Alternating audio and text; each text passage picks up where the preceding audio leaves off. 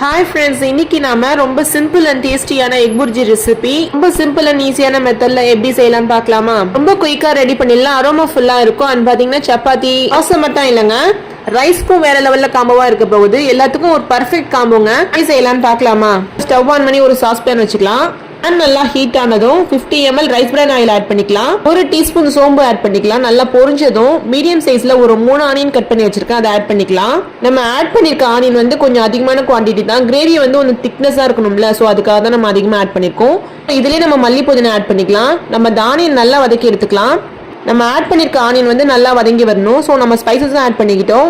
நம்ம spices add பண்ணும்போது ஆயிலே ஆட் பண்ணிக்கணும். ஸோ மறந்துட்டும் நம்ம இப்போ ஆட் பண்ணி செய்கிறோம். காரம் தேவைப்பட்ட பச்சை மிளகா இருக்குல்ல, அதை ஆட் பண்ணிக்கோங்க. நீங்கள் நல்லா பொடிசா கட் பண்ணி ஆட் பண்ணிக்கோங்க. தென் இதில் நம்ம ஒரு அரை டீஸ்பூன் இஞ்சி பூண்டு பேஸ்ட் ஆட் பண்ணிக்கலாம். ரொம்ப வேண்டாம், காரம் அதிகமாக போயிடும். ஸோ இந்த ரெசிபிக்கு முக்கியமான இன்கிரீடியன்ட் மல்லி புதினா தான். அது நல்லா நம்ம வதக்கி விட்டு எடுத்துக்கலாம் ஆயிலேயே.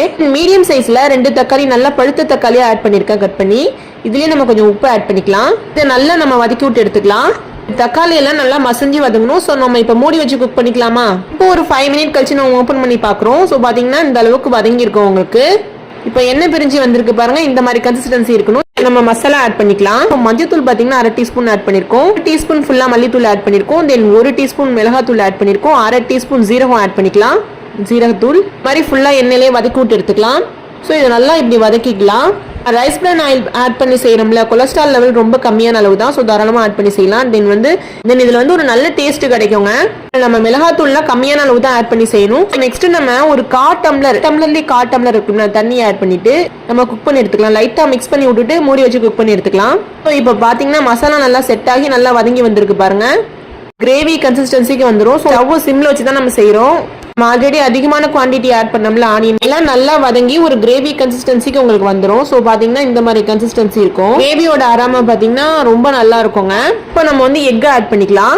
இந்த கிரேவி வந்து உங்களுக்கு டேஸ்டா வரதுக்கு முக்கியமா நம்ம வந்து சோம்பு ஆட் பண்ணணும். ஸோ ஃபர்ஸ்டே நம்ம ஆட் பண்ணணும். தாளிக்கும் போதே சோம்பு அண்ட் ஸ்பைசஸ் ஆட் பண்ணி செய்யறதுனால நல்ல ஒரு ஃபிளேவர் என்ஹான்ஸ் பண்ணி கொடுக்கும். இந்த மாதிரி நம்ம எக் ஆட் பண்ணிட்டு ஃபுல்லா மிக்ஸ் பண்ணி எடுத்துக்கலாம். எக்கு பிடிக்காதவங்க நீங்க வெஜிடபிள்ஸ் கூட ஆட் பண்ணி செய்யலாம். ஸோ இதே மெத்தட்லயே செஞ்சீங்கன்னா டேஸ்ட் ரொம்பவே நல்லா இருக்குங்க. வெஜிடபிள்ஸ் நம்ம ஆட் பண்ணி செய்யும் போது பீன்ஸ் மட்டும் இல்லைங்க, பீன்ஸ், கேரட், கேப்சிகம் இந்த மாதிரி ஒரு சில வெஜிடபிள்ஸ் ஆட் பண்ணி செய்யும் போது ஃபிளேவர் ரொம்பவே நல்லா இருக்கும். கேபேஜ் கூட ஆட் பண்ணி செய்யலாம். பேருக்கு அந்த எக்கோட ஸ்மெல் வந்து பிடிக்காது. ஸோ பாத்தீங்கன்னா அவங்க வெஜிடபிள்ஸ் ஆட் பண்ணி செய்யலாம். லைக் டேஸ்ட் பாத்தீங்கன்னா ஒரு வெஜ் சப்ஜி மாதிரி இருக்கும். ஃபுல்லா மிக்ஸ் பண்ணி விட்டுட்டு லாஸ்டா 1 டீஸ்பூன் போல பெப்பர் ஆட் பண்ணிக்கலாம். ஃபர்ஸ்ட் அந்த பெப்பர் பவுடர் ஆட் பண்ணி செய்யறதுனால இன்னொரு நல்ல ஃபிளேவர் என்ஹான்ஸ் பண்ணி கொடுக்க போகுது. சப்பாத்தி மட்டும் இல்ல, ரைஸ்க்குமே வேற லெவல்ல காம்போவா இருக்க போகுது. டேஸ்ட் ரொம்ப நல்லா இருக்குங்க. இந்த ரெசிபி பாத்தீங்கன்னா என்னோட ரொம்ப மோஸ்ட் ஃபேவரட்டான ரெசிபி.